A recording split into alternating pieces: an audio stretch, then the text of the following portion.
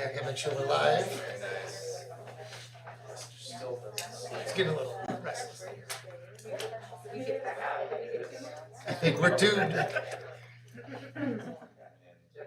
We're live, and we are live. All right. Thank you all. I would now call to order District 68's Board of Education meeting of April 21st, 2022. Ryan, can we get a roll call? Bell Jordan. Here. Espinoza. Here. Joseph. Ruffner. Here. Sturbitz. Here. Sullivan. Here. Warshaw. Thank you. We will now proceed to public comment. I believe we have a few comments in the room, as well as several that were submitted online. So those will be read after we hear the comments in the room. Please remember, if you are speaking in the room, this is not a dialogue between you and the board. If you have a specific issue which requires a response, the superintendent or the appropriate person will get back to you. Please state your name and your connection to District 68. Limit your remarks to no more than 5 minutes, and please avoid comments specific to any person, student, or staff member, respecting their right to privacy. And our first public comment is Eileen. Thank you. Good evening. I'm Eileen Walford. I taught French at Niles North High School from 1996 to 2014, and also at Niles West about half the time. And I'm now retired. So I'm here because I'm concerned about the vote that was taken last meeting, March 17th, to eliminate French as a choice for the students at Old Orchard Junior High School. I have two main concerns. The one is that so much will be lost, and the other is that this decision is perhaps not necessary at this time. So what would be lost? For example, the students would lose the opportunity to interact with so many different cultures. And that's because French is a transnational language. That means that it's spoken in many countries around the world on a daily basis.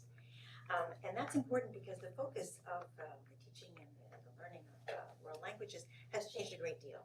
And for a long time, the emphasis has shifted away from grammar and vocabulary and conjugations that many of us know from our past to an emphasis on culture. So the language is really, it's not a focus on the language itself, but on how that language can be a tool, a vehicle for exploring other cultures and engaging with other cultures. So access to those other Francophone countries would be lost. The other thing that would be lost that I would like to note is the opportunity to choose the language that you're going to study. I think we've always known that choosing the language has a positive effect on student performance. But frankly, I was stunned by the letter that Elizabeth Weber wrote. I think you all received it. And Elizabeth is a professor of French at UIC. And I was just stunned at the fact that she was telling about how she was talking to her Spanish professor, colleague, who was making the comment that there was a need to promote a choice at the beginning of the sequence when a student would begin. And she was very frank about it, that it had an effect on the motivation, serious effect on the motivation level of students who said, well, I didn't have a choice. And I was forced to take a language that I didn't want to. And that was really stunning to me because, again, as I knew that was a factor, but it was very amazing to me that that was her point of view, and then she made it quite forcefully. So that would be lost, that ability to choose between two languages. But you may be more concerned about whether the Old Orchard students are choosing French, and I would like to address that. I'm not privy to official numbers. I don't teach in the system, so I don't know that. But what I understand about enrollment at Old Orchard is that it's not been a steady decline, but rather a fluctuation, like the kinds of fluctuations that occur in many ways, a variety of ways in schools. And I'm aware of that because when we were at Niles North, we would always be looking for, well, how many students are coming from Old Orchard? That was a very important factor for us. We wanted to know because that would change our situation. And and of course, anyone who is in education, or parents as well, know that this is difficult for the principal, for example, of a school to have to keep juggling and figuring out how am I going to work with the schedules of the students and the teachers if there's a change in the balance between Spanish and French in this case. So I think I would offer that this means that we need to educate both the students and the community about the value of French and the value of Spanish when they're making a choice. It was great to see that here in this district in, I think it was 2018, 2019, you did this sixth grade exploratory. That was a wonderful way to educate the students and the community about the value. And in the next year, 7th grade French went up. And the next year after that, French went up. And then the next year it went down. And so I think what that says to me is that fluctuation is a norm, is the norm. That is what happens, as I said, and we were aware of that at Mass North. So having this kind of fluctuation, having seen this in the past, I would like to respectfully offer the idea that eliminating French would be premature and unnecessary because experience over a long period of time has shown that it comes back. The other consideration that I'd like to mention is that the demographic of students in this district, there's been a considerable increase in families where Spanish is spoken at home. And I don't know if you remember, but one of our former students of Old Orchard and of Mounds North sent a message for last month's meeting, and I think one for this one as well. And her family's from Argentina, and so she luckily had a chance to take French here. But she said, well, what about if French is eliminated? What choice will be there for students who already speak Spanish at home and would like to make a change and expand?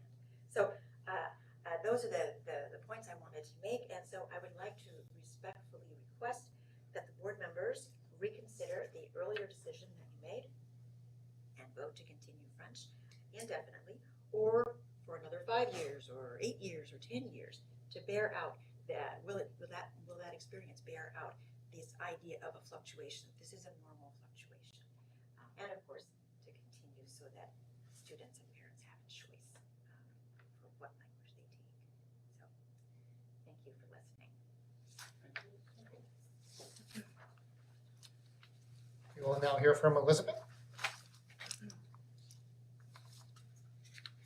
Good evening, my name is Elizabeth Hinsinger. My son is a student at Highland and my daughter will attend there in 2 years. I am deeply saddened by the recent decision to eliminate the long-standing French program at Old Orchard. Old Orchard is extremely unique, as you all know. It is the only district to offer variety and choice.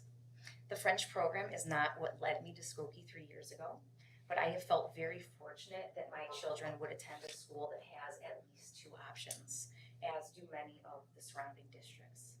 ETHS Center Schools Haven and Nichols Middle School offer French. Central School, Skokie School, Carlton Washburn School, which feed into New Trier, offer French, as does Northbrook Junior High, Naples School, and Wood Oaks in Northbrook. I would also like to share tonight my perspective as one of the French teachers at Niles North and West. I've worked there for 10 years in the district. Dr. Edwards, the principal at North, just shared yesterday at a meeting with teachers that the Latinx population in Skokie has increased by 5% in the past 5 years. So what are our language options for Spanish speakers of this population who may not find Spanish courses, which are typically geared toward beginners, as useful as French? In fact, many of my Latinx students over the years have told me that they took French because they wanted to look into something new and different. They already spoke Spanish at home. At District 219, we have many opportunities for language students who achieve a high proficiency by their senior year. Students can obtain college credit through the Seal of Biliteracy and by passing the AP Language and Culture exam, helping their families reduce the exorbitant costs of college tuition. For many students, it's this long sequence of language instruction that allow for these important opportunities. And I know that many of you here tonight have studied languages and you know how much time and practice is required. French students now coming from Old Orchard have the chance to achieve that proficiency due to them beginning their studies in 7th grade. My students from Old Orchard, they bring something so special to the table. Because of those 2 extra years, they typically arrive at North with a solid foundation of the language. It's so rewarding to see so many of them graduate with the level of proficiency needed to study abroad or even pass out of a language course requirement in college. In District 219, my colleagues and I were discussing ways that we can create more equitable policies in classrooms for our students. Spaces where they can show up authentically and feel seen and heard. In 2021, Skokie United interviewed District 68 board member candidates regarding issues of equity in our district, and several of you spoke. As a parent new to the district, I was thrilled to hear that equity is not just something that we're discussing at the high school level, but we're also talking about that and how it can affect our 5-year-olds. French is just as much a culture course. Parents are surprised to learn at my open house at North that language learning is no longer, like Eileen mentioned, grammar conjugations delivered by the teacher at the front of the room. We discuss colonialism, assimilation when we talk about Louisiana, cultural stereotypes and the harm of the single story, and my students are always so eager to share their story. They depart with a greater capacity to empathize. They learn to no longer see others, but rather real people with differences and similarities. One of my seniors who graduated last year, she moved to the district from the Philippines in 3rd grade, and she went to Highland and then Old Orchard. And she mentioned on an in-class survey that what she loved so much about her French classes is that she not only explored Francophone cultures, but she also got to talk with her peers about her own culture. That is what we're losing here. Access to the values and perspectives students will encounter within the Francophone world, but also right at home here in Skokie. I'd imagine that very few 11-year-olds enter junior high aware of the impact a language and culture course will have on their understanding of the world and others. But we know that impact. And so I challenge you tonight to reconsider your decision and to continue to offer early exposure to both French and Spanish cultures at Old Orchard. Thank you. Okay, we also have 6 write-in comments to the board that I will read. Our first one is from Aaron Melville. He represents an organization. Hello, my name is Aaron Melville, and I'm a second-year student at Northern Illinois University and an anthropology major with a minor in French studies. I was made aware to the Skokie 68 District's decision to remove the French language program at Old Orchard Junior High. I am a personal testament as to why it is necessary we keep languages, like French, for students who are in middle school or at the junior high age. I started learning French when I was in 7th grade and was among the first people in my school district to complete the AP French Language and Culture during my junior year of high school. Eliminating this program is holding students back from one more language, culture, and understanding they can learn. French is the 5th most spoken language in the world, with over 280 million native speakers and more who speak it as a secondary language. It is used in many countries, including our own, where French was among the first spoken languages in regions of our country after the colonization of the land. Some students, upon finding out they won't be able to start French when they're in 7th or 8th grade, will be turned away from learning this language. Learning any language is beneficial to a person as it opens their mind to new ways to express themselves, new people they can meet, places they can go where they can get a more enriched experience, and overall open-mindedness and the ability to learn more languages. Common and universal languages like Spanish, French, and Chinese are important to be offered and taught during these precious ages between elementary and high school, as this is a time where kids are starting to grasp what they want to do with their life and figure out the path they will take. They say learning a new language gives the speaker a second version of themselves. This version has a new perspective, feelings, and interactions. Okay. Our second comment is from Jan Robert, I assume. He also represents an organization. He's a professor at University UIC. I wish to express my disappointment at the recent decision to close the French program at Old Orchard Junior High and urge you to reconsider. As a professor of French, I have seen firsthand what all the research says. Students who begin learning a foreign language early, especially in the elementary and junior high school years, attain a far higher level of proficiency and fluency than those who begin in high school. Spanish is a useful language, but it is far from the only one, and I find it unfortunate that students would be limited in their choices to only one language. After all, French is the only language other than English spoken on 5 continents, and it is the official working language of many non-governmental organizations, including the International Red Cross, the United Nations, UNESCO, and NATO, not to mention the International Olympic Committee. It can open many doors professionally, especially in the global city like Chicago. Please give your students the possibility to continue to study French, and we at UIC will gladly welcome them and help them pursue a bachelor's degree and beyond. All the best, Jan Robert, Director of Undergraduate Studies at UIC.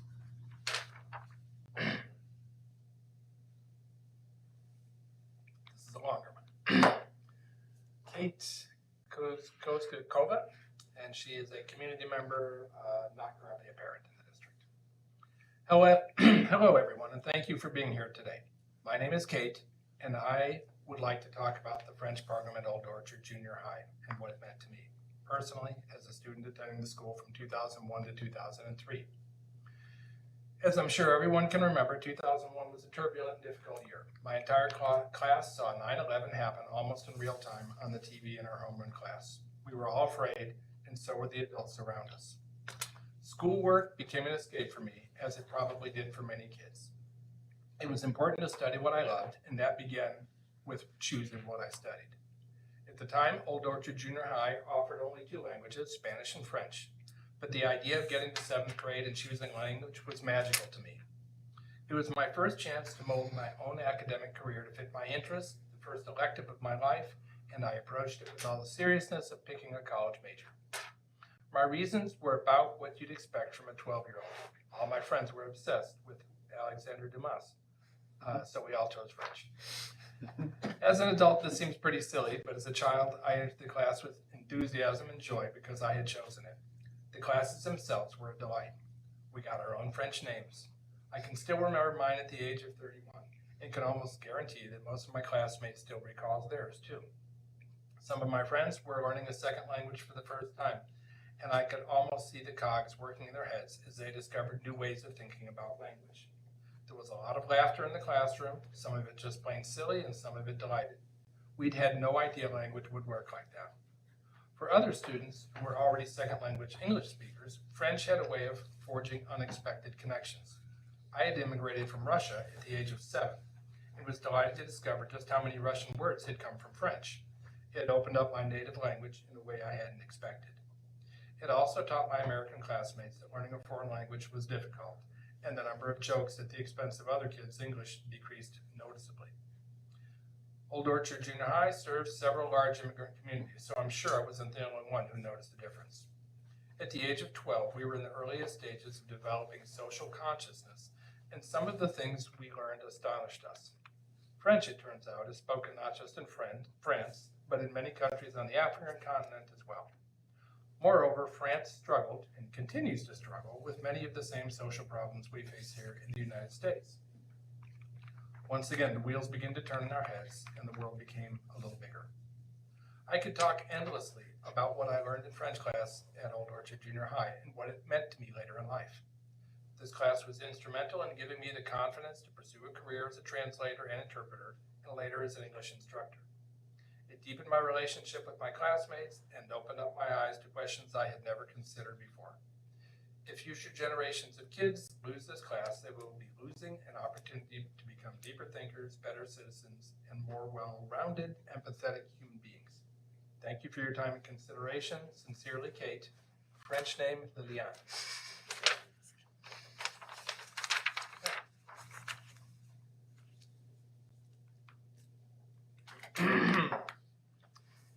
Our next comment is from Vanessa Vasquez.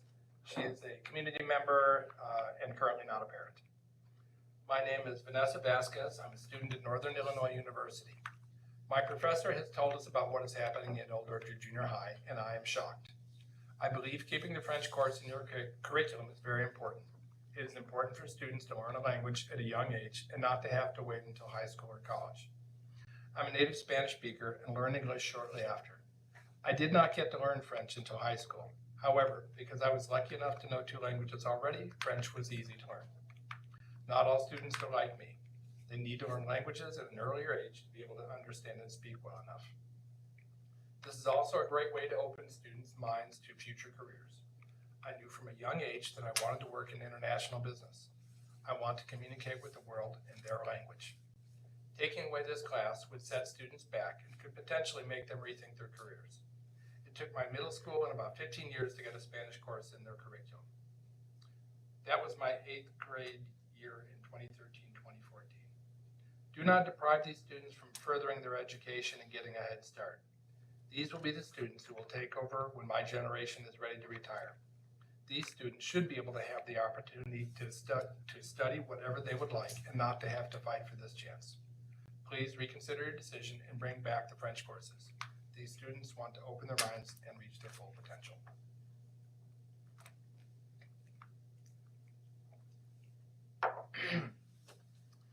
Our next one is from Shri. That's all that was in the name field, and they are a parent in District 68. Learning about language and culture is such a motivating and fulfilling experience. Taking away foreign language, especially French, is not a good idea. Schools should be offering more options, and instead, Skokie School District is working on reducing the options available. I strongly believe that French should not be eliminated as an option. Thank you. Our last comment is from Neil Patel. He is a community member and currently not a parent.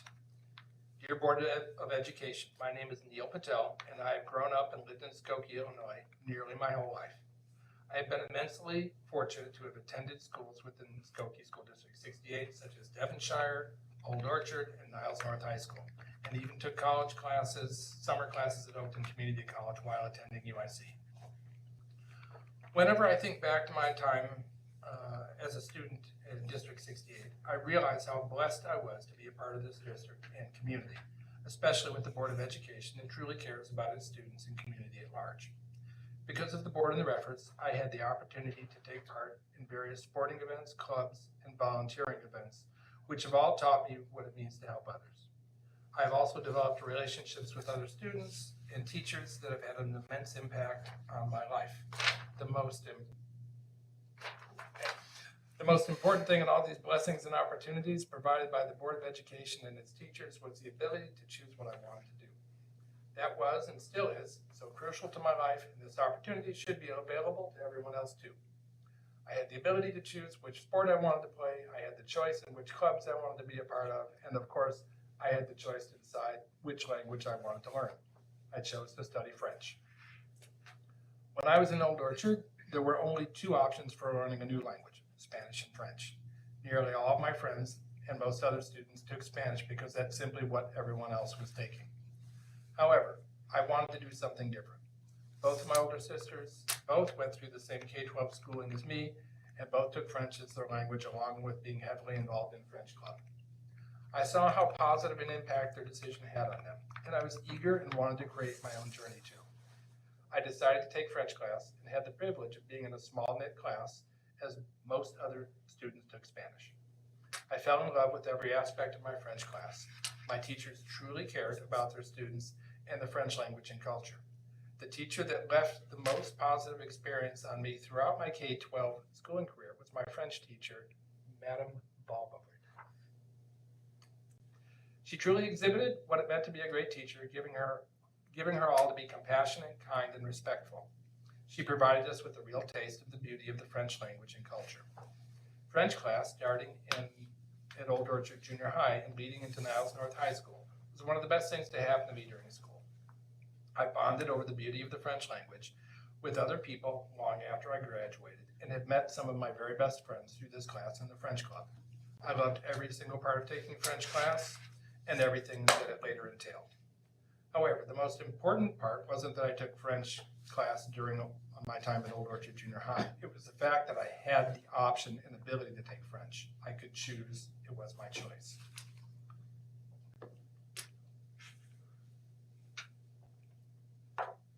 The school, District 68's Board of Education, has previously had such a great impact on the community by always bringing positive change and providing options for students to make their own decisions. This was always the case when I had the pleasure of being a student in the School District 68 schools like Old Orchard.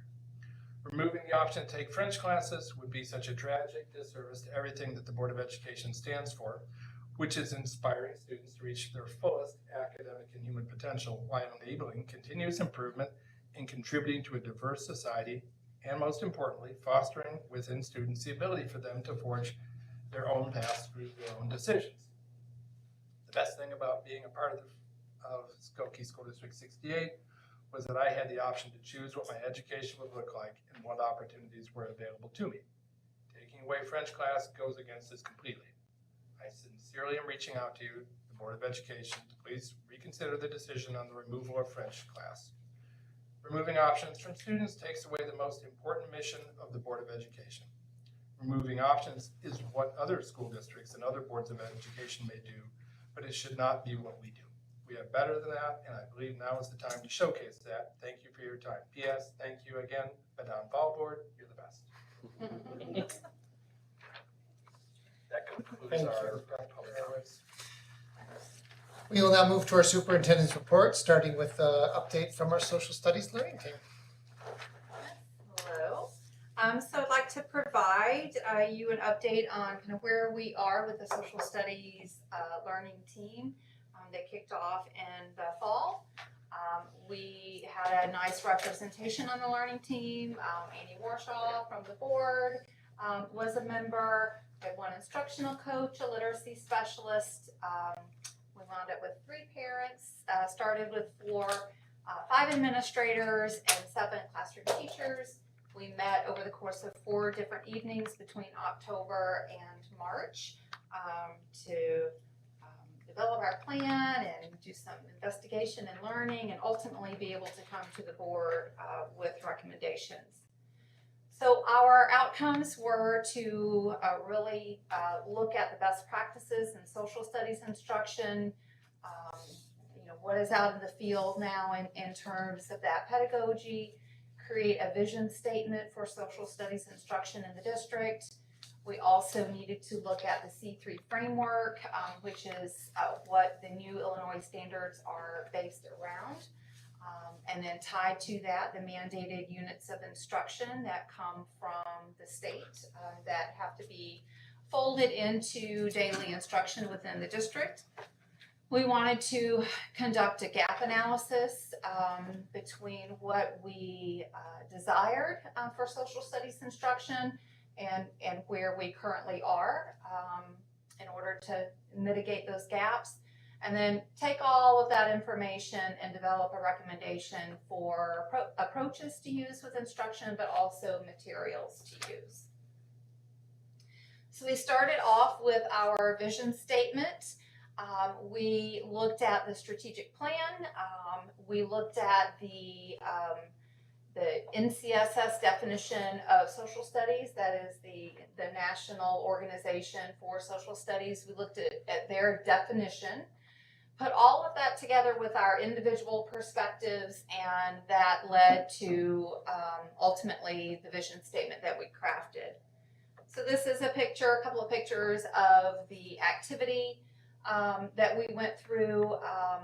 We generated different ideas on Post-it notes based on those definitions and the strategic plan, and then we grouped them together in an affinity organizational tool, and from that began crafting our statement. So lots of ideas and thinking about how to put all of those together to really reflect what it is we wanted to represent social studies instruction. And so after a few iterations, we landed with this as our final vision statement. The first part really is similar in replication to our AIM vision statement, our literacy vision statement, but the bulleted marks really kind of dig a little bit deeper into social studies in particular. Thinking about how we can inspire our students to be contributing members to society, and just our school, our local and our global communities, how we can support their growth and understanding, how the past influences the future, how they can be advocates for positive change, thinking about how they can use informed decision making around those civic and social responsibility pieces and understanding diverse perspectives and historical experiences. And then finally, thinking about how to engage with social studies through a culturally responsive and an interactive inquiry framework. So lots of lofty goals. We had lots of good, deep conversations, but ultimately landed on this language for our vision statement.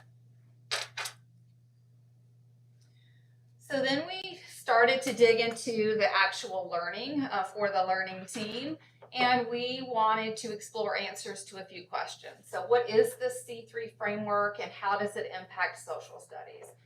What changes are we to expect in the new social studies standards that have yet to be released still?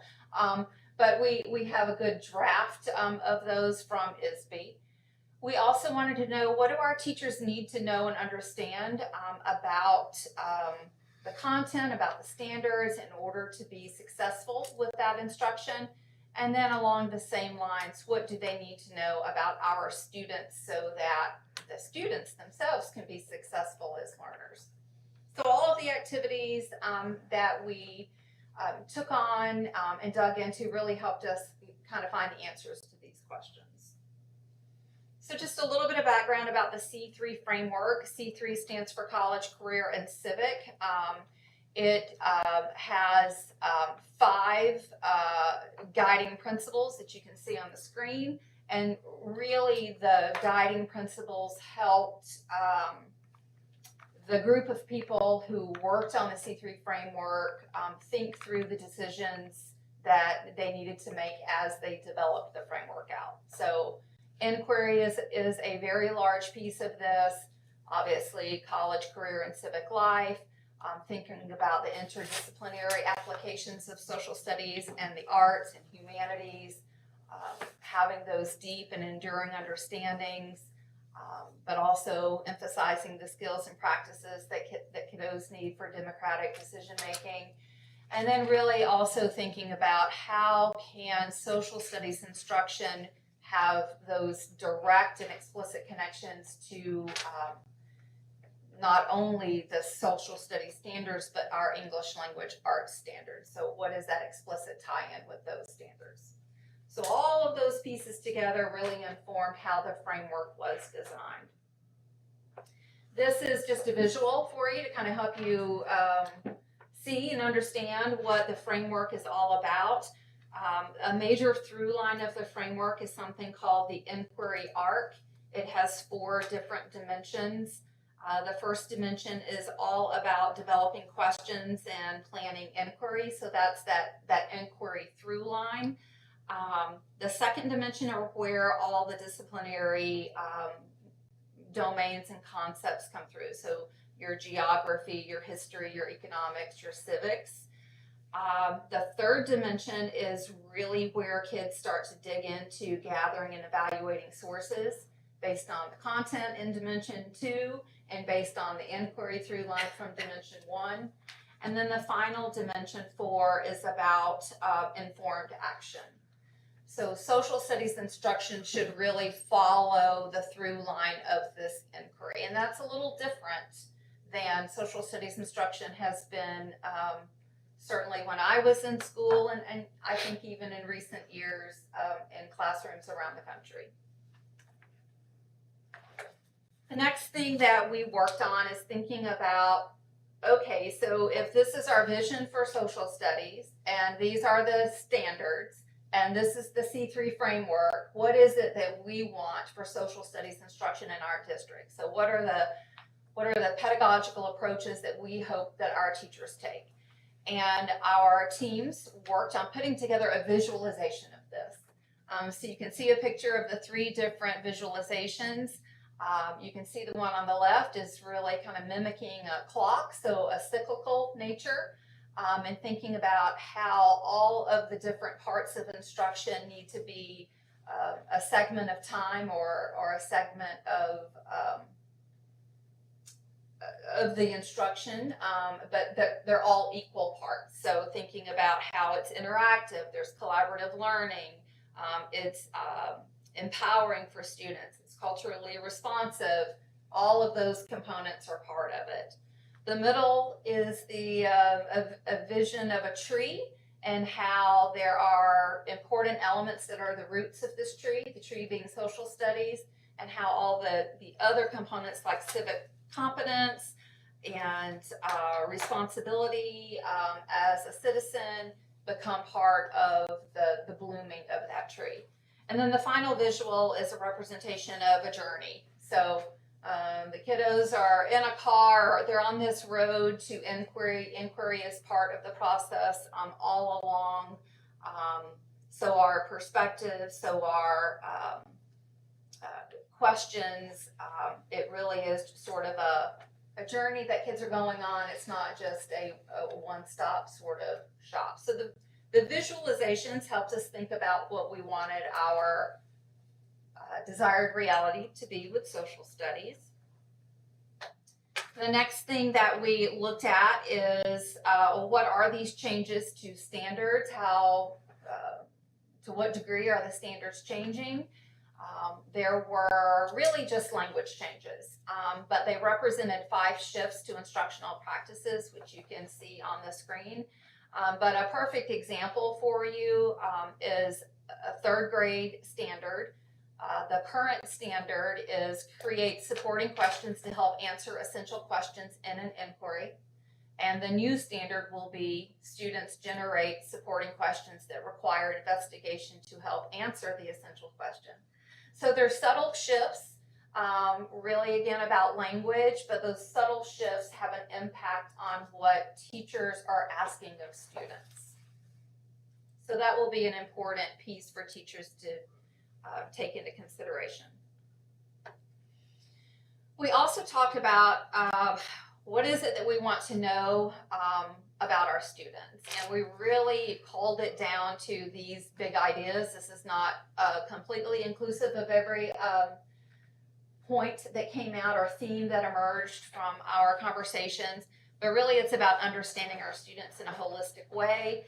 Everything from understanding their personality and that interplay with how students learn, all the way to their social emotional strengths and challenges, and all of the bullet points in between. And really having that kind of a knowledge around students will allow teachers to understand how to make learning accessible for their students, so that it's a meaningful experience for the students. We also identified some particular professional knowledge, again, that content knowledge that teachers need to have. So clearly they need to have an understanding of the C3 framework, the inquiry-based instruction. They need to be able to know and understand the new standards and the development of learning intentions and success criteria within that, thinking about the shifts in social studies instruction, going more towards facilitating learning, versus delivery of instruction, thinking about how to build capacity in our students to answer and ask those compelling questions and use their critical thinking and research skills, so that they can take that informed action, which is the 4th dimension of the ARC. And then thinking about how to recognize inequity, bias, and limitations of materials used to support instruction. So much of social studies instruction is finding relevant materials, current events materials, primary sources, and being able to use a critical eye in looking at those materials and determining if they're appropriate for our students or not. And then finally, knowing how to assess learning outside of the traditional means of take the chapter test at the end of the social studies chapter. I remember those tests. The last piece that the team worked on is identifying curricular resources.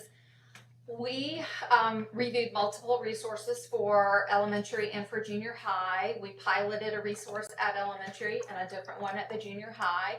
And through that pilot and conversation, we really determined that we were not quite confident in making a decision at this point.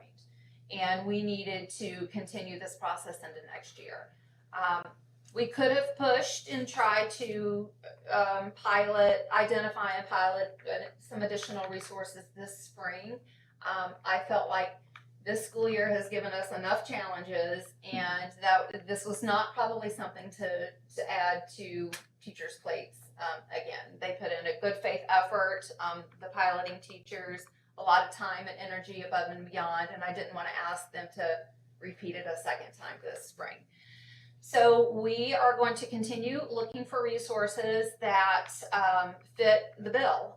So resources that are aligned with the standards, they follow the framework, they're accessible to all of our students, including our students receiving special education services and our English learners. We want to make sure that the materials are designed to spark and sustain that student's interest and active cognitive engagement in their learning. And we also need them to be teacher friendly. So to that end, here is a timeline that we'll be working on. This spring and summer, we're going to continue looking at those resources to pilot in the fall. We will partner with a social studies consultant around professional development and some curriculum writing. We'll begin that professional development around inquiry and our pilot materials, and start to work on developing a kindergarten through 8th grade scope and sequence. Then in the fall and the winter, we will continue piloting, wrap up piloting, continue professional development and inquiry-based learning. And then moving into winter, spring, make a determination of pilot materials for adoption, which will come to you for recommendation, have professional development around those curricular materials. In spring and summer of 23, continue professional development, getting teachers confident in using the materials for fall of 23. So a lot of work accomplished, but a lot of work still ahead of us. Just really want to do this right, do it well, and that means extending our timeline a bit. Any questions for me? Have you looked to the sociologist on There's a sociologist on the board. the board? Oh, no. Wrong discipline. Sorry, wrong discipline. Yeah, the college and the Culture. board thanks you and the entire committee for your thoughtful ways of thinking about all of that. I did have a question, Christy, and I had a more concrete question I was gonna ask, but when you started talking about resource materials, I had another thought that popped in my mind. This may be a little bit more of a clunky question, but you know, being on learning teams in the past, I know the search for resource materials is like trying to find, you know, what's gonna achieve not just all the goals, but it's really gonna jump out at you and you know, feel like it's the right thing. And I just wonder how much the last couple of years of teaching and learning has impacted the kind of resource materials that you all, you know, might be looking for in a current learning team compared to maybe a learning team, you know, pre-pandemic, just in terms of the nimbleness of the material, not just content, but modalities of delivering materials. And so I know it's kind of a clunky question, but I just wonder to what extent with this robust committee, you know, were you looking for different elements within those resource materials to respond to, you know, teaching and learning moving forward? I think it's made us more attuned to the need in ensuring that the materials are culturally relevant, that our students see themselves in the materials, but also that we have access points for all students. In the past, curriculum materials have been adopted that here and everywhere that are probably perfect for middle of the road children, but not necessarily for the diverse learners that sit in every classroom, whether that is you know, due to language or background or culture or learning needs. Many curriculum materials that have existed previously, I think publishers are getting more savvy now, we're geared to middle of the road teachers, reading levels within the text, where if you're on grade level, you can access this text. If you're below grade level, you probably cannot. If you're an English learner, you definitely cannot. If you're an above level learner, this is probably below your level. but that is what publishers published. Now, they are much more attuned to providing materials that are more accessible to all kids. They also provide more instructional support for teachers in terms of how to enrich and extend, how to meet the needs of English learners, how to meet the needs of students with different learning styles. So they're much more attuned to that. Plus, they offer different modalities. The thing now is we are a digital and a print resource, right? And there are videos now that accompany our text that kids can watch a vignette of something versus reading a textbook chapter. So they're much more, they're becoming much more attuned to kids' needs versus this is the old school textbook method. So we're looking at materials that look that way, and we're not looking at materials that don't look that way. There was one curriculum material that looked promising on the surface, but when digging in a little bit deeper, I realized that they were operating in 1980 pedagogy. It was really clear. For example, the vocabulary lesson for the whole class was to take the vocabulary words from the unit, copy them in a notebook with the definitions, and then for the learning part of the activity, copy on an index card the words on one side, the definition on the other, and then pair the students and have them quiz one another. And so that lesson alone discounted for me that whole curriculum. So I think you just have to be really savvy about who are your kids in front of you and what do they need and what are best practice instructional approaches that should be used, and what are the materials that best fit that. No curriculum is probably going to hit every mark, but which one hits the ones that are most important to us. So that was a long-winded answer. Oh, it's okay, I appreciate it, but I was thinking out loud, and I'll skip my other question. I think that I was more curious about that question than what I was going to ask. Thank you. I just have this is just sort of spitting it out there in terms of particularly like primary resources and different kinds of materials, and you probably already know about it, but in case you don't, I know Northwestern, several of their area studies units that are very humanities and social studies focused have units that are actually responsible for outreach to various different school districts and actually have a lot of primary materials and have developed various different things to help teachers with teaching some of that. So I don't know if that's anything that may be of interest at a certain point, because it would mean that the teachers don't have to go out and find those primary resources because they've already been collated by a lot of the librarians there. And I believe that's free. Yeah, we like that. So I thought I would mention it. I can probably put you in touch with them. Yeah, that would be great. Thank you.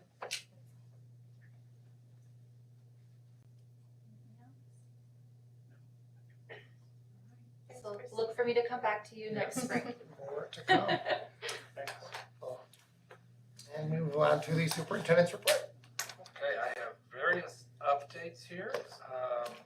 I'll start off real quick with a COVID summary, since our last board meeting was before spring break, and the speculation was what will spring break and a possible new COVID surge mean for us. We tested all of our kids on the first day back from spring break, similar to what we did when we came back from winter break. And sure enough, we did see a little bit of an uptick. We had about a dozen kids and 2 or 3 staff members who either had COVID or had family members with COVID. That reflected sort of a level we were at probably a month or 2 before spring break. Since then, we fluctuated anywhere between 8 and 15. On average, we're probably 10 on any given day. The last couple weeks, about 10 people, staff and students combined with COVID. So it hasn't been a dramatic surge and uptick. It's definitely, there's been a little bit of an increase. There's been an increase in the Skokie community as well. The positivity rate is higher. Our graph, that we've had in place for over 2 years now, showed in the last couple of weeks a small uptick in the Cook County area as well. So at this point, it's not a dramatic change. It's not leading us to backtrack at this time, and we're still monitoring on a daily basis and keeping our fingers crossed that we can finish the race to June without having to take any additional mitigation efforts into consideration again. Shield testing, at this point, there's funding for that until the end of the school year. As far as we know, the funding goes away at that time. I think there's a lot of big questions about what summer and fall will bring, and I need a better crystal ball than the one I have to be able to tell you what that's going to bring at this time. But for right now, we're holding steady with where we are.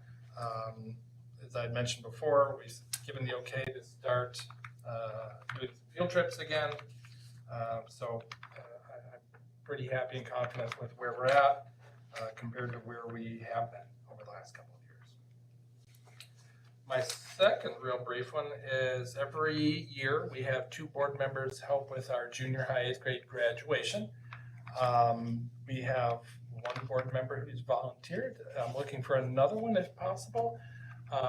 It doesn't have to be. I don't want to twist any arms. If people are unable to attend that night, we can find somebody else to be our second diploma passer-outer up on the stage there. But if anybody would like to join, please let me know as soon as possible, because I know the names go on the program, I believe. Craig, is that correct? Yeah. So we'd love to get your name on the program if you are going to do it. So Megan's already volunteered. Who might that one board member already be?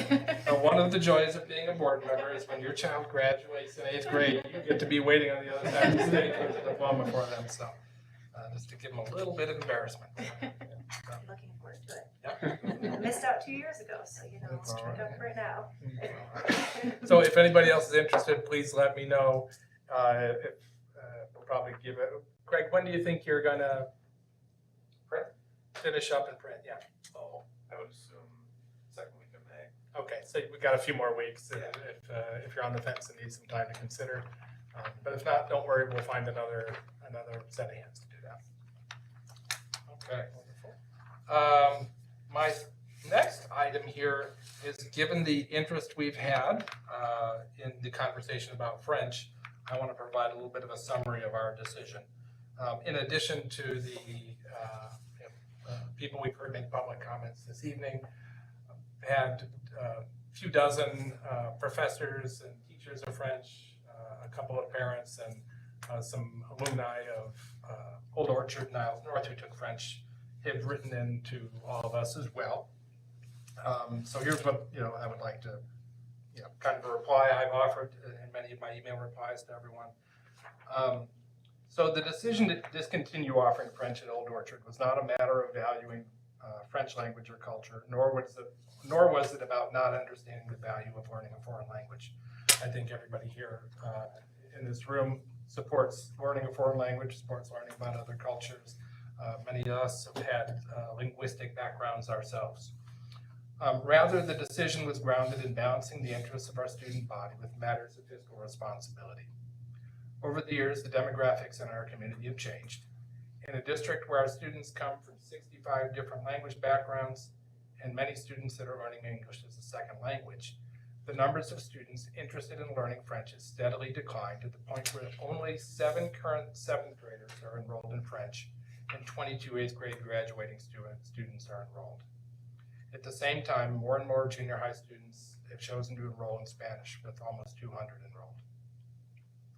A few years ago, we began offering mandatory 6 weeks language and culture introduction courses in Spanish and French to 6th grade students as a way to increase interest in learning a foreign language, as well as to help students make informed choices about which language they would like to learn when they went on to 7th grade. At the time, we increased our staffing, increased expenditures for these 2 languages in order to be able to do this. Sadly, our French numbers continued to decline even after that. We are currently one of 9 elementary districts in our township, and for years have been the only one to still offer French. Some no longer offer foreign language instruction at all at the junior high level. A recent survey of school districts in our region found that only 4 school districts still offer French at the junior high level. All 4 of those districts have substantially less diverse student bodies than ours. Fortunately, our students attend a high school that offers a multitude of language options spanning their 4 years of high school, and our high school district is much larger than our junior high, and French is one of those options as well. Junior highs are typically much smaller than high schools, giving high schools much more flexibility to offer a variety of course offerings. Our enrollment in Old Orchard Junior High has decreased from about 640, I believe, when I started here 8 years ago. We're now down to 540. And if we look at our trends, the cohorts coming up, we're going to continue to get smaller over the next couple of years, down to potentially the 450 level. So that puts a squeeze on many of our programs, just because we have less students filtering into the same variety of options. I understand the alarm that teachers of French, as well as former students, must feel when confronting a declining interest in learning French, but we have a responsibility to create course offerings that reflect the interests of our students and to spend our taxpayers' money accordingly. I understand and appreciate the advocacy for French instruction in our community, as well as any other foreign language. I hope that French continues to be a language that attracts enough students to maintain programming, and that it continues to be offered at the high school level across the country. And I encourage our commenters to continue advocating in their own communities to help board members and administrators understand the importance of foreign language instruction. In our case, it's not a lack of understanding or support, but rather the low student interest that is driving our decision. Okay. Thanks, Jim. All right. I got a couple more.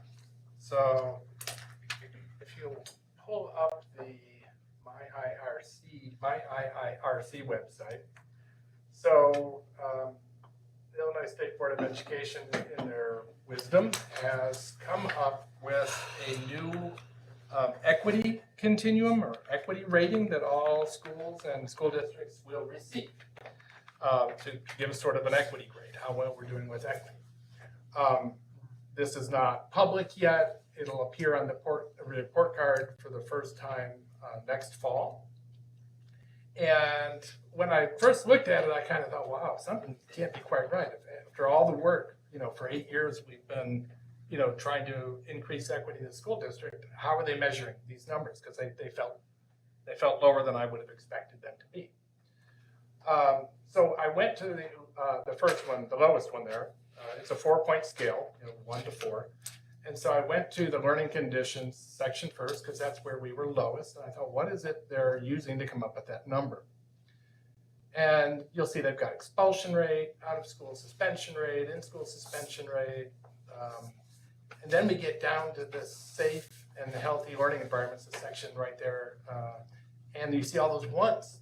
Why on earth did we get all of these ones, was my question. I mean, that's the lowest score you can get. So when you look at those, all the indicators come from the climate survey. The first one says climate survey, supportive environment ratings. We got a 1.0. Teacher response rates, 1.0. Well, I know that can't be true because we have a 98% teacher response rate. And as I keep going down, I keep finding the same thing. So much of this indicator is based upon the 5 Essentials survey, which we did not take when they pulled these numbers. And the reason we did not take that is the Illinois State Board of Education that's the free option that they offer everybody. And if you don't want to take that one, they offer up 3 other choices that you can take as a district, and then you assume the cost at your own expense. So for a number of years, we used the CSCI survey. We had to apply to ISB to be able to do this, and they granted us permission to do that. And we took that survey because we felt it was a far superior survey in the kind of questioning and the information it gave us back to help drive our school improvement plan. So I reached out to ISB. Good morning. I'm the superintendent of Skokie School District 68. Upon reviewing our new equity continuum rating, I had some concerns about your data source for the learning conditions indicators that come from climate surveys. Specifically, we scored a 1 on every indicator that uses the climate survey as the data source. We were one of the few school districts in Illinois that used an approved by ISB alternative climate survey instead of the 5 essentials. And I don't think that was taken into account for our scores. It would appear that the equity continuum indicators that are based on the climate surveys from 2019 are all based upon participation, and we received 1s on all of them. I know that cannot be accurate, as our staff and student participation rates were in the 90% range. I'm thinking we simply got 1s because the creators of the continuum did not take into account that it is be approved for some districts to use an alternative survey. In the meantime, our equity continuum rating suffers and the public perception is left with a more negative impression of our equity efforts. Who can I talk to and what can be done about this? I will say I'm pleased that they responded within an hour. Good morning, Superintendent Garwood. Thank you for your inquiry. At this time, the Equity Climate Survey business rules are being reviewed for possibly including alternative survey participation data. If this change is made, both the district data in the DRVT and the post-business rules in the DRVT will be updated in the near future. You're correct that the current version of the continuum does not take into account alternative surveys. There is a narrative portion to the continuum that will be public viewing where this situation can be explained. You can even post your survey information in that narrative to show the public until we can incorporate alternative surveys into the continuum. I hope this information is helpful. So what I've decided to do in that narrative portion, I'm going to post an email exchange with them because I feel like they should be explaining this rather than putting us in the defensive position of explaining why our scores are much lower than they should be. So at any rate, maybe it'll be fixed by the time that comes out. Maybe I'll have to explain the whole thing to the community when it does. So we'll see. But When is it supposed to come out, Joe? it'll be in the fall report card. So there'll be time. But, all right. Great. So I do have one more late addition here. I think I had mentioned to you all before that the village of Skokie wants to get, in their words, out of the crossing guard business. The arrangement that's been in place for many years is that we all, you pay for one for each, we pay for one for each school, and then they would pay the remaining ones. So we have a total of 6 crossings left. They say they don't have the budget to pay for it anymore. They have put out an RFP for Andy Frayne to be able to take over crossing guard duties, and they want to build the Skokie School Districts the full cost for that. I will say that is a minority position amongst villages and communities.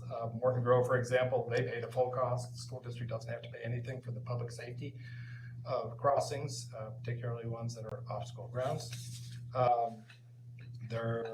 What they're telling us our cost is going to be going the next year is $60,000 to provide 6 crossing guards for us. Some of those crossings are adjacent to our schools, and I don't really see an issue with us maybe taking those over ourselves and doing that. That feels appropriate given that it's, they're crossing across the street onto our school property. But some of these are, blocks away from school property out in public crossing areas where it's a public safety issue. They've said they won't pay for them anymore. So we have, I suppose, some options, and I can put this on as a discussion item at our next board meeting to see how you guys would all like to respond to their proposal, although it's not really a proposal. And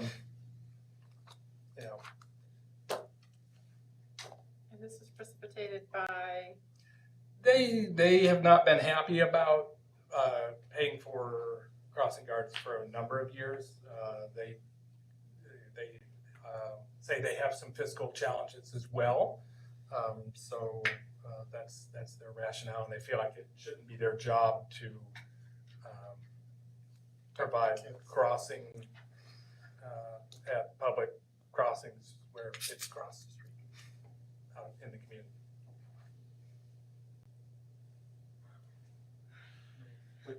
We could see if we could get the crossing guards put under the corporate umbrella of Carvana. Might get them a little more interested in the system. Maybe the blight tax Too soon? pay for them. Too soon. Well, I wonder, what if we took over our crossings, paid for ourselves, the ones that are right by our schools, and then if they want to eliminate these other crossings, let them deal with the public, because they're the ones that would be eliminating the crossings. We have the data on who the kids are, how many kids cross at each of them. We do, and we actually eliminated 2 of them this year. They weren't able, the police department wasn't able to produce the manpower to go out and check those themselves. So Ernie, Ryan, myself, Kosik, and a few others of us, Brian, earlier in the year, we all took time for I think a week straight, went out and sat at a crossing for an hour or so at the beginning of the day and the end of the day to count kids. And we were able to find 2 crossings that no kids crossed. So we eliminated those right off the bat, and saved us and the village some money to do that, because we had 8 crossings at the time. I'd say right now, it depends which crossing you're talking about.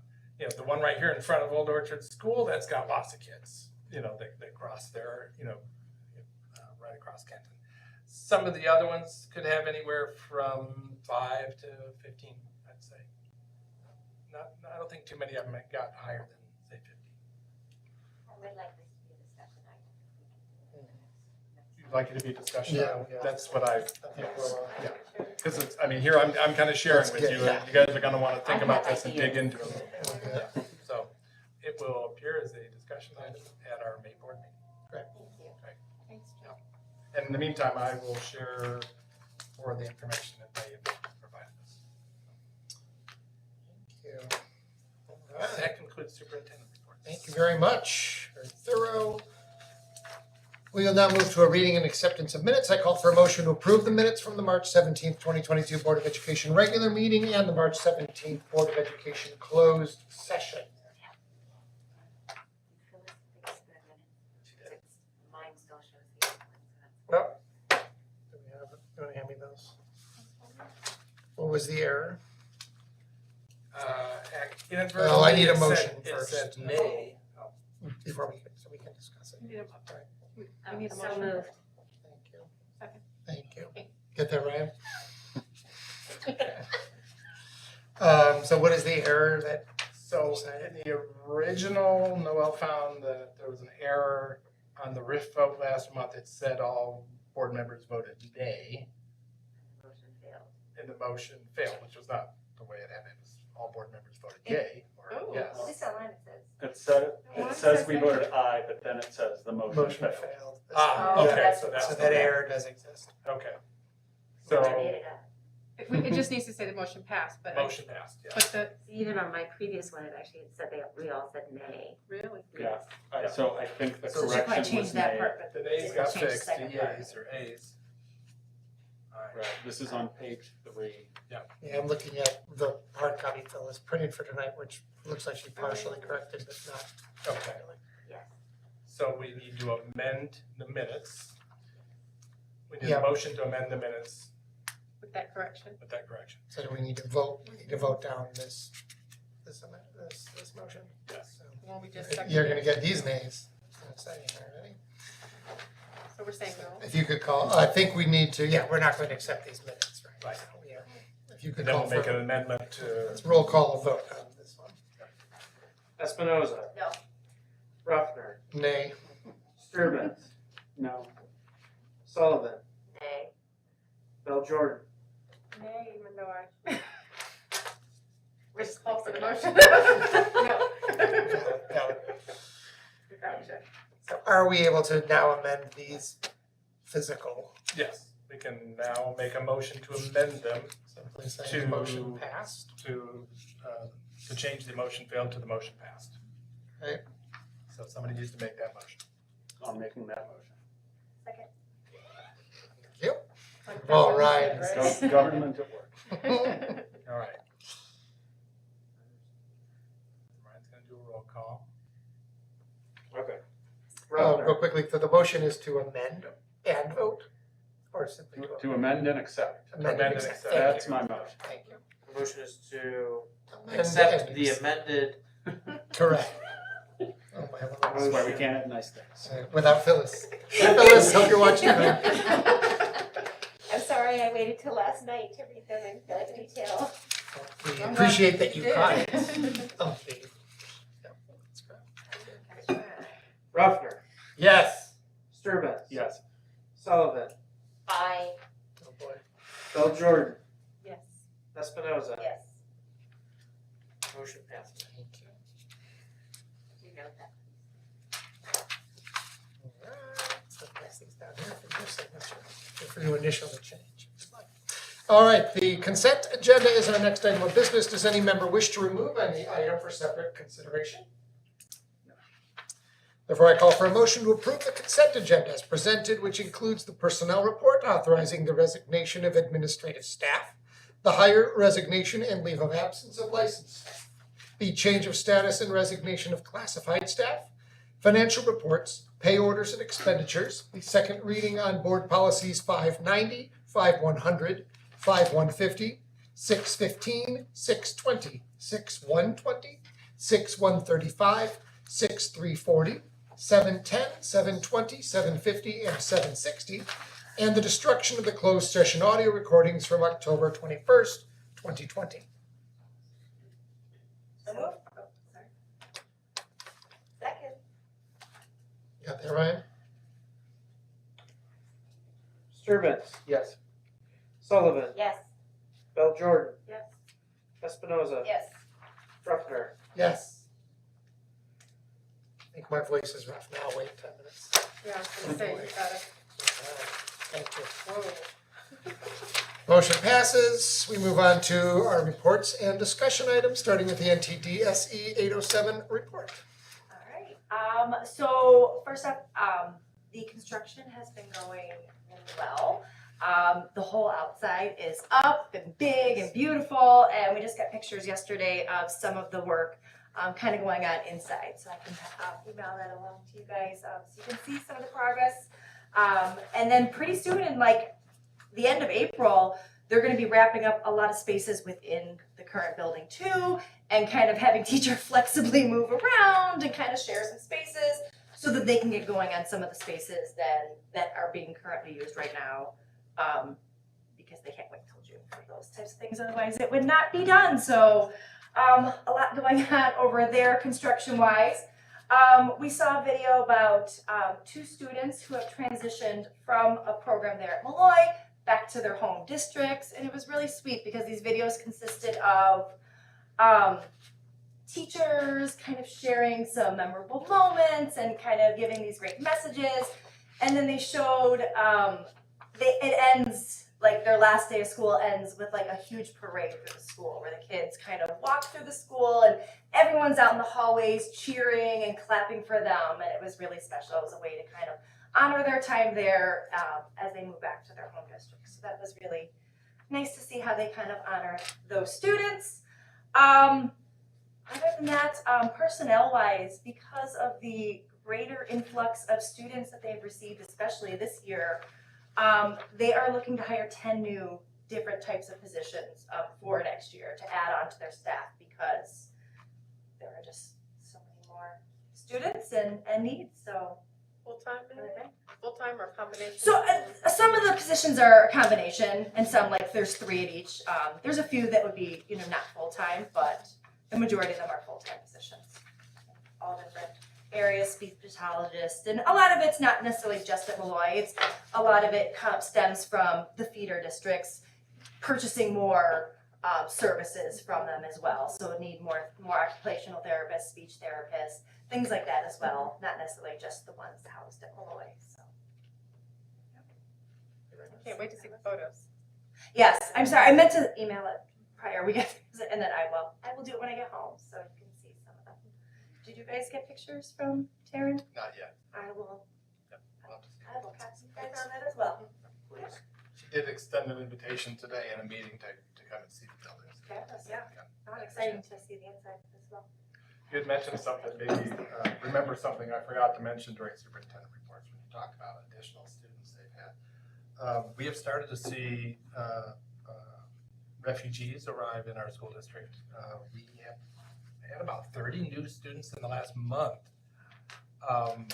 Mostly Afghan refugees, some Ukrainian, and some Russian as well. So, I'm thinking if that's a month, I'm not sure, what the next 4 or 5 months are going to look like, because I think this may be just the beginning of an influx that we might be experiencing. So we're gearing up to see how we might need to make adjustments to be able to accommodate new students.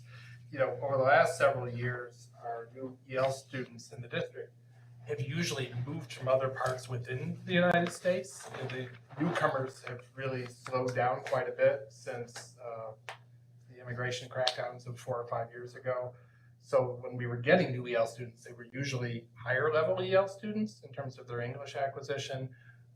What I think we're going to start seeing now is what we've seen over the last month. We're going to be getting many more newcomer students who are new to the country and completely new to the language and culture. So we are preparing to make some accommodations for what we might need to do there. We'll have a little presentation for you at the May board meeting around some of those ideas. They roll out there today, right? Okay, move on to the Ed Red report. It's not nearly as heartwarming as No the pictures. updates from NTGSE. It's always a tough act to follow, but it was a really interesting meeting. Ed Red, again, is an advocacy group comprised of ballpark 90 to 100 north suburban school districts in Lake and Cook counties to try to make sure that the needs of our community and similar communities have a voice down in Springfield. And the legislative term just ended down in Springfield, so there was a lot to go over.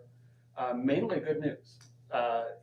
The main areas that were addressed that affect our community involve money and staffing. And the money side, I missed having Ryan there as my phone a friend for parts of this, but there was Representative Mark Walker was there to introduce some of the work he has been doing around property tax levies. The way the law had been written sort of unintentionally had an incentive for districts to maximize the levy that they were putting out. Because if they didn't do so, it limited their ability to do that in future years. That's been corrected. So I'm not going to go into the nuts and bolts, mainly because Ryan will give me sad eyes when I get parts along. But it seemed like a very effective measure to give more flexibility year to year in how districts can assess a levy and not be punished by doing a smaller levy than they were entitled to do.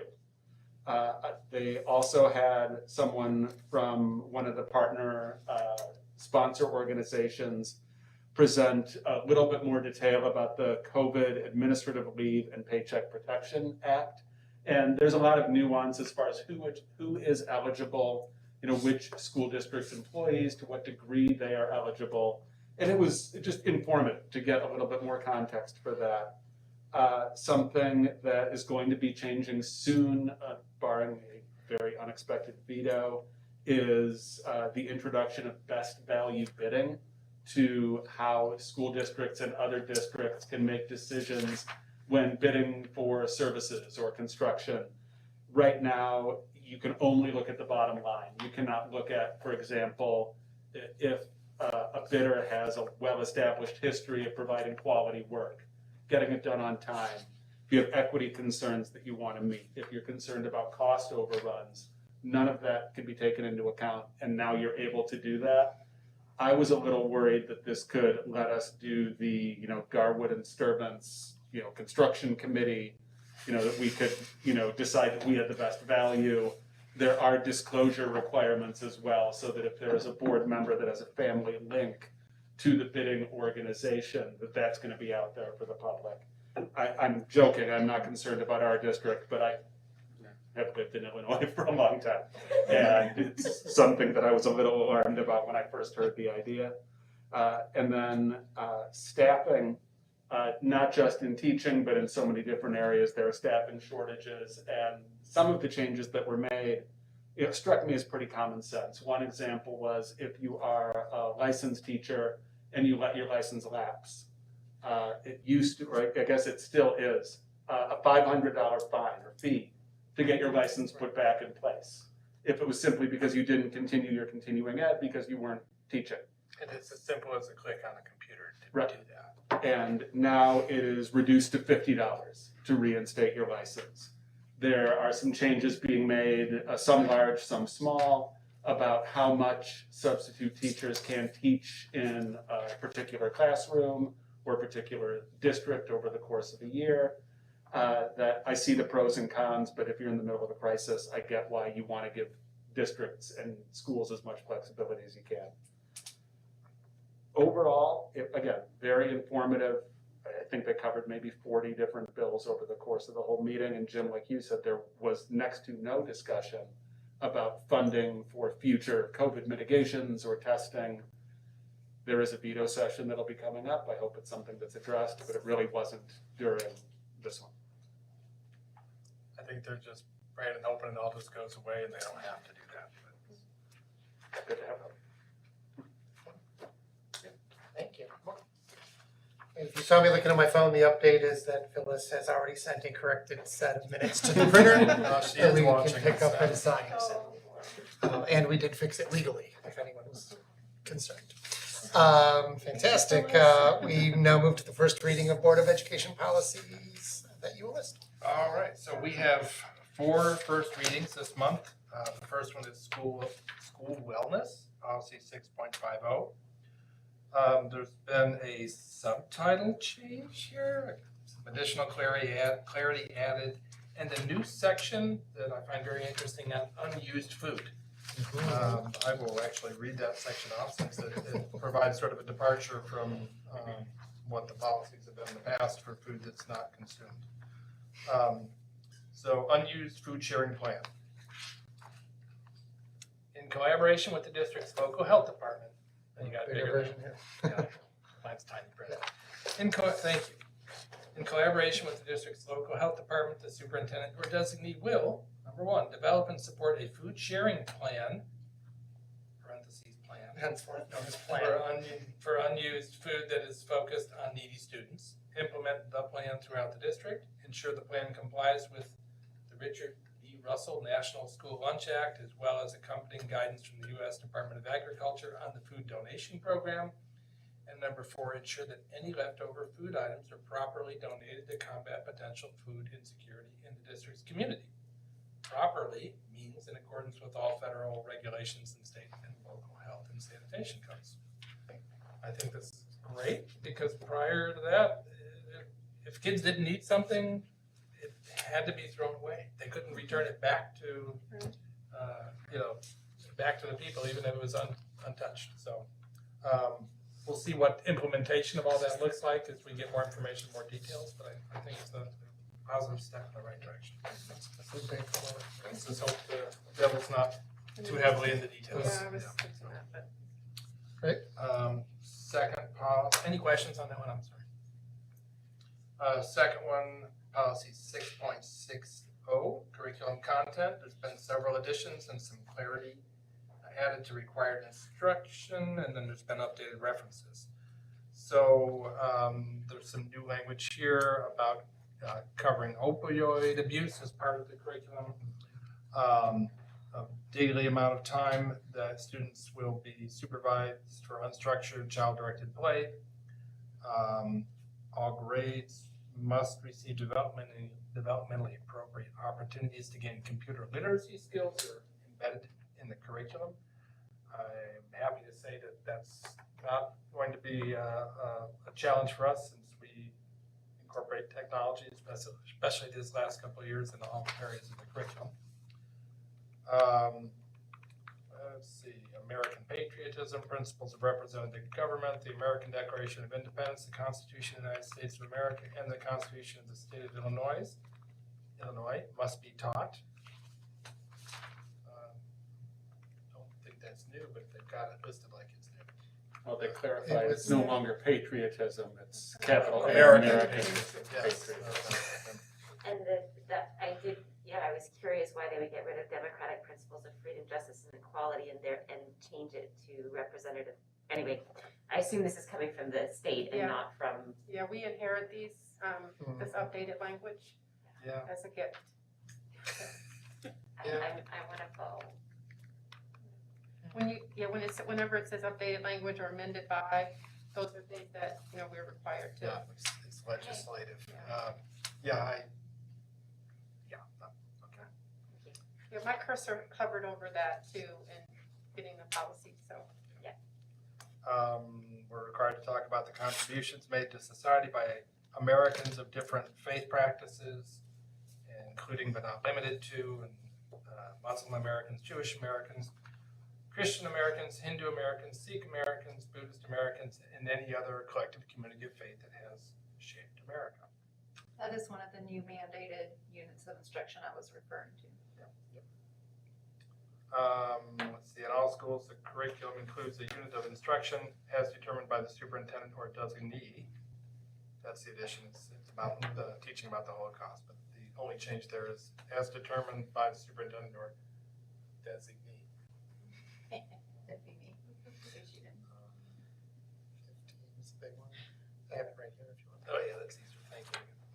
Okay, as determined by the superintendent or designee, mandated unit of instruction on Black history, including the history of pre-enslavement of Black people from 3000 BCE to AD 1619.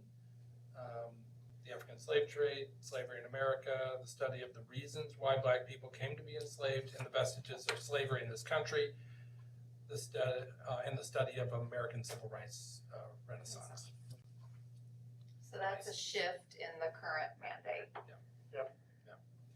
And then number 18, beginning the fall of 2022, in all schools, instruction is determined by the superintendent or designee on the events of Asian American history, including the history of Asian Americans in Illinois and the Midwest, as well as the contributions of Asian Americans toward advancing civil rights from the 19th century onward, which must include contributions made by individual Asian Americans in government and the arts, humanities, and sciences, as well as the contributions of Asian American communities to the economic, cultural, social, and political development of the United States. I haven't read out loud this much in years. Okay. Questions on that one? That one's rich with changes. Next. All 2022 seems really fast unless we already had that. We're working on it. That's great. So the next one is policy 7.30, student assignment and intra-district transfer. It's a very short policy to begin with, but there's a new addition here stating that we shall review attendance areas using a lens that considers preventing segregation and the elimination of separating students in the district schools because of the color, race, or nationality. We did recently make some boundary changes a couple of years ago and looked at our school populations at the time. One thing I'll say is I'm not concerned about any of those issues in our school district. Our 3 elementary feeder schools have almost identical demographics when you look at these things. So it doesn't look like there's an imbalance of any of those things. And then, of course, all the students go to the junior high. So, questions on that one? And the last one for this evening, policy 7.250, student support services. There's an addition here about Aaron's Law. It's called Aaron's Law, Counseling Options, Assistance, and Intervention. The superintendent or designee will ensure that each school building student support committee identifies counseling options for students who are affected by sexual abuse, along with district and community-based options for victims of sexual abuse to obtain assistance and intervention. Community-based options must include a children's advocacy center and sexual assault crisis centers that serve the district, if any. Questions on that one? Okay. That is it for our first reading of these Very much. policies. They will return next month as second readings. Yep. Wonderful. Thank you very much.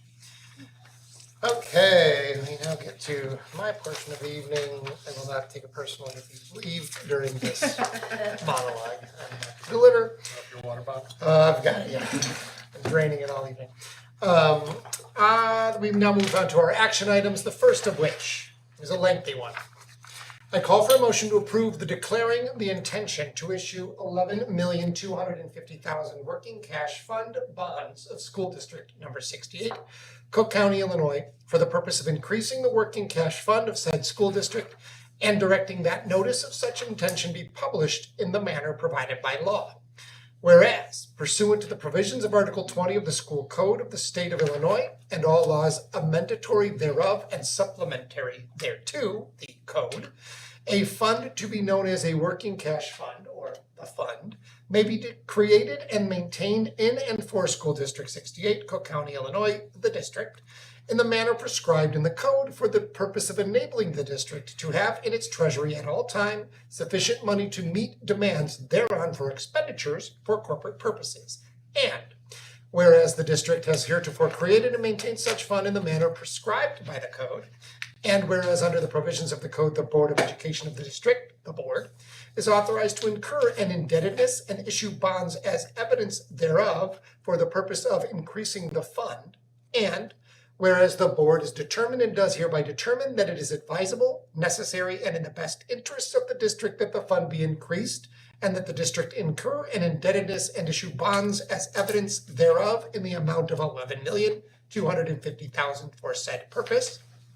And whereas before such bonds may be issued for said purpose, the board must adopt a resolution declaring its intention to issue such bonds for said purpose and direct that notice of such intention be published as provided by law.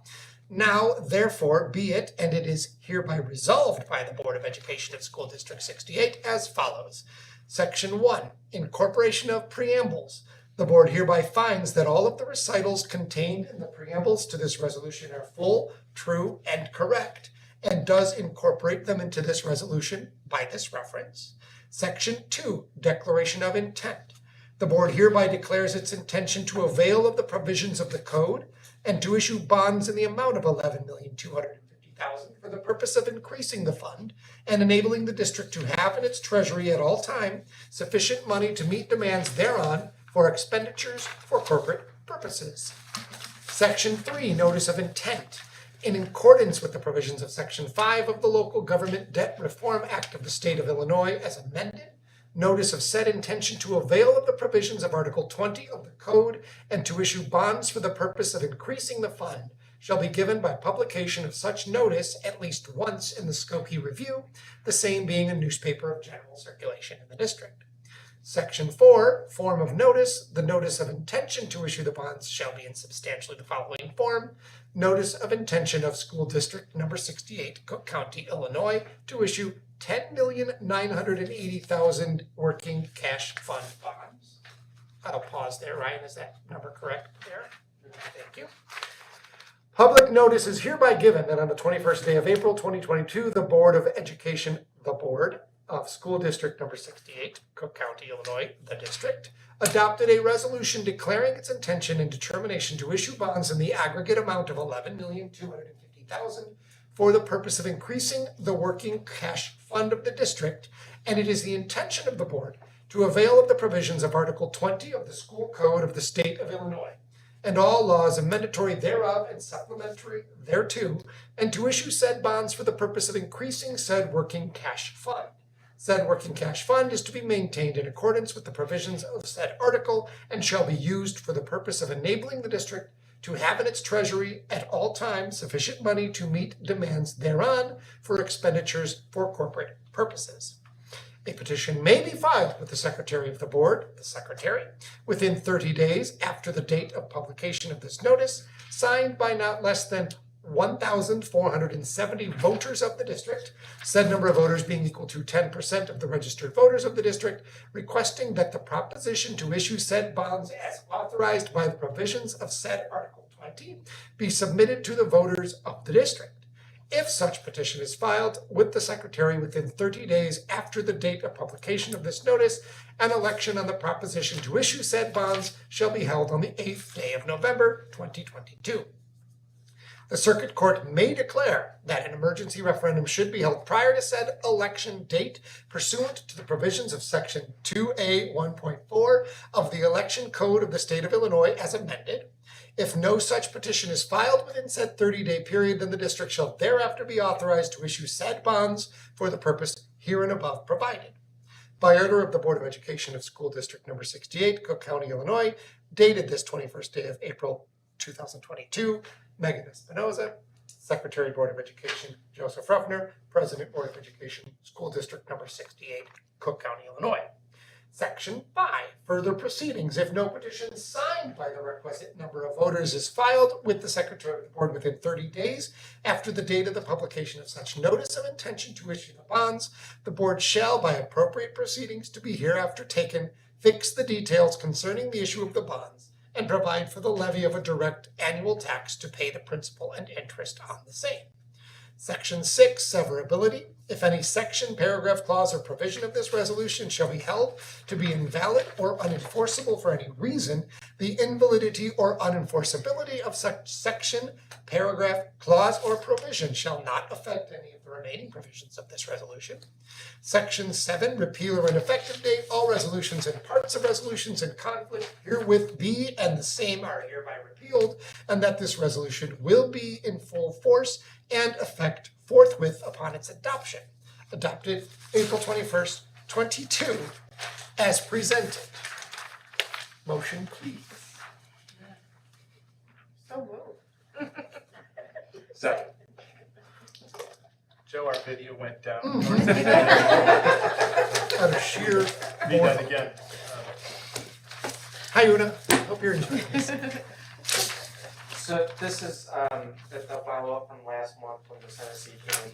It's the intent, it's the resolution that the board is intending to sell the working cash bonds and to have the hearing. So as Mr. Ruffner mentioned, the notice will be published in the Skokie Review between now and our next board meeting, in which we'll have a bond hearing at the next board meeting, in which case, assuming there aren't 1,470 voters that come out and petition, then the board will approve the sale in June.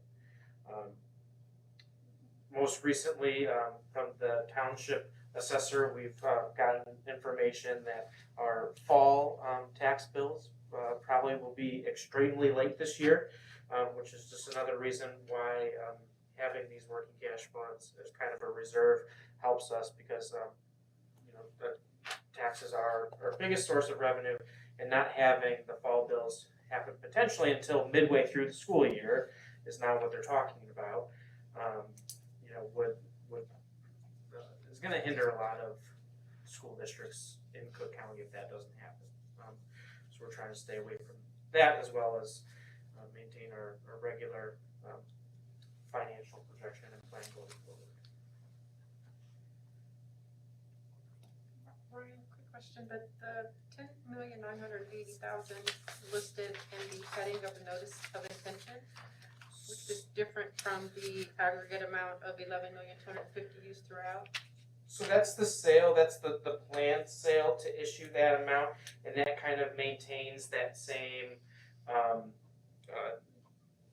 tax rate for us. However, if the rates go up or down, they kind of leave that little gap, which might allow us to get a little more. It also, helps the cost of issuing the bonds. I don't expect to have to pay anywhere near $250,000 to issue the bonds, but it's just kind of a little wiggle room based on the expected rates coming back. That's the term in the aggregate also. Exactly. Okay, thanks. Any questions? Any questions? Right. Sullivan, Yes. Bell Jordan. Yes. Espinoza, Yes. Yes. Sturbitz. Yes.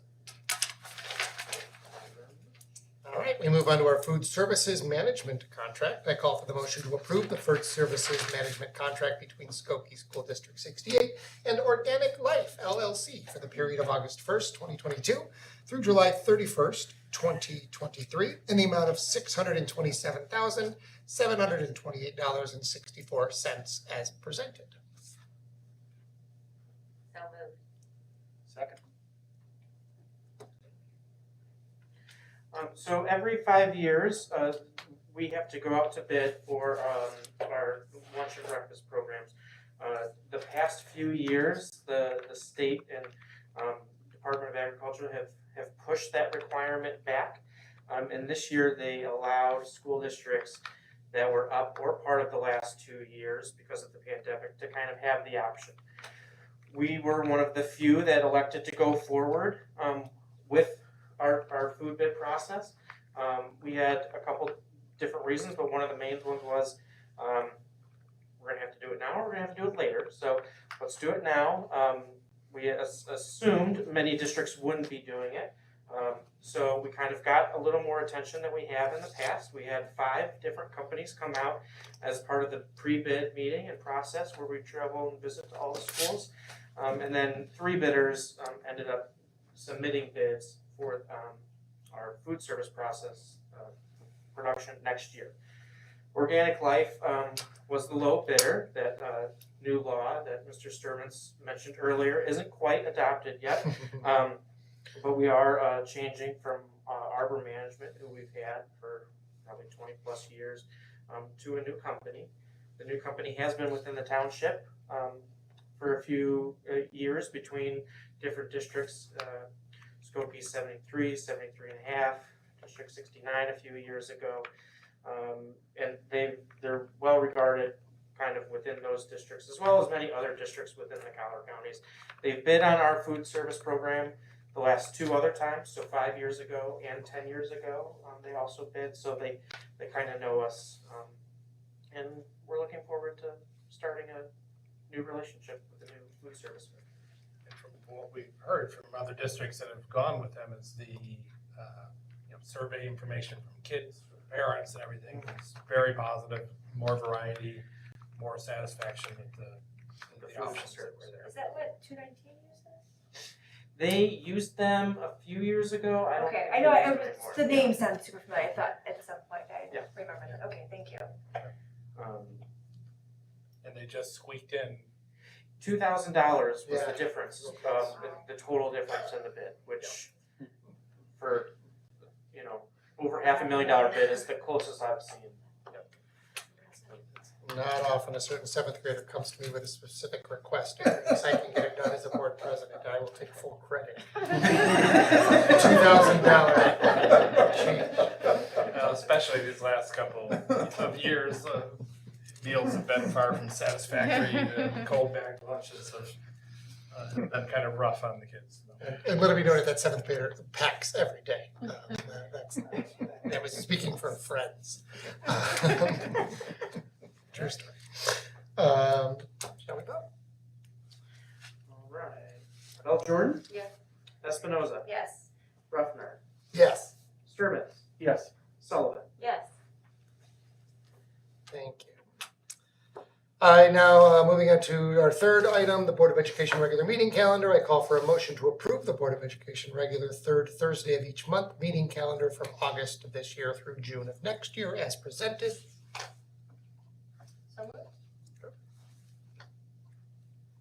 Second. Mr. Neal. So we originally presented the meeting calendar to you back in January. Nothing has changed since then. I believe in all cases, we were able to follow the same pattern of 3rd Thursday at 7 p.m.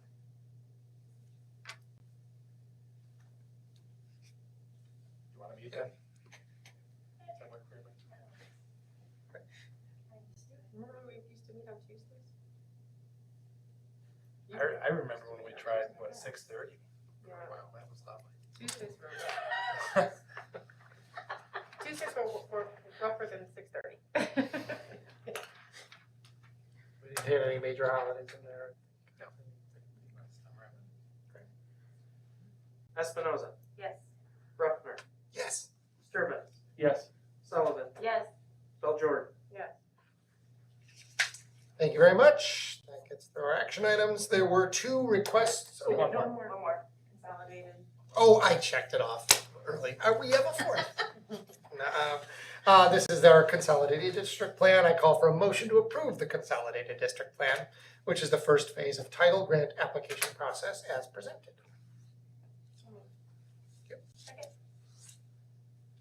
So this is the annual plan that is created, which kicks off the title grant application process, the IDEA application process, and now included in this is the ARP and ESSER funding. So they're consolidating most of the grants that we receive into this district plan. Nothing substantive changed from last year. We just have to update, tweak a few little things, and present to you for approval. Any other questions? One, not a question, but a comment, a suggestion. In the memo where you described it, one of the areas that you touched on is school stability for children in state care and foster care. As you know, that's an area I spend a lot of time on. And in the list of individuals to be invited in considering that decision, there are several different people listed. One that is not is the child's appointed attorney or guardian ad litem. And I don't think it needs to be changed in the plan, but if that could just be incorporated as best practice within the district. There's often a great deal of turnover among child welfare staff as children move from home to home, and they have different social workers assigned.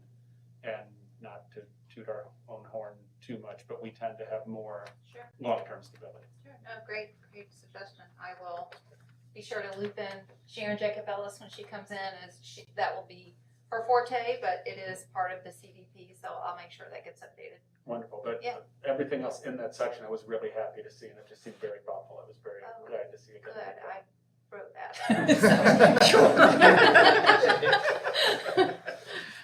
Thank you. Awesome. Ruffner, Yes. Sturbins, Yes. Sullivan, Yes. Bell Jordan. Yes. Espinoza. Yes. We now move to communication and information. There were 2 requests and or responses for information under the Freedom of Information Act during the period of March 11th through April 14th, 2022.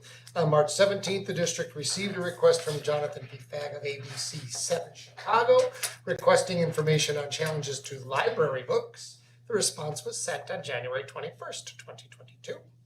On April 10th, 2022, the district received a commercial request from Zoe Yelson of Smart Procure requesting purchase order and vendor information. The response is pending. There is no further business to come before the board. I call for a motion to adjourn. So moved. Second. Sturbins, Yes. Sullivan, Yes. Bell Jordan, Yes. Espinoza, Yes. Ruffner. Yes. Motion passed. You guys will just stay in place for a moment here. It takes a few seconds for this to turn on. I just want to note that I've been here for a year and that's officially our longest meeting